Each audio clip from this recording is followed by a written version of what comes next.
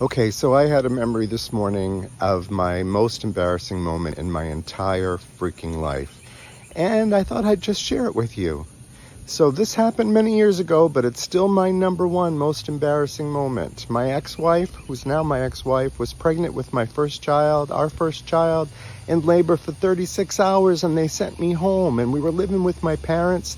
She begged me not to put the air conditioning on. It was in August 38 years ago this month.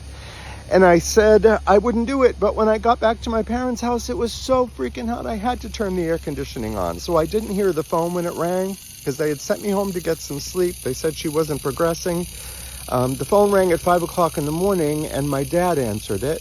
And all I caught was the tail end of the conversation. What? She had the baby? I came flying down the stairs, grabbed the phone, got on the phone with the nurse and said, she had the baby?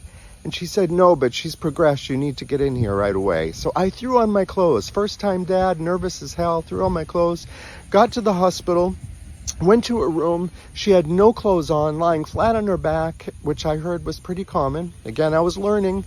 I didn't know what to do. What do I do? She's screaming in pain. I went over, I put my hand on her shoulder, and all I could do was say, Debbie, are you all right? What can I do? And then the nurse looked at me and pulled the curtain, pushed me back, pulled the curtain in front of my face. And I'm like, what the heck? Then it sank in. It wasn't Debbie.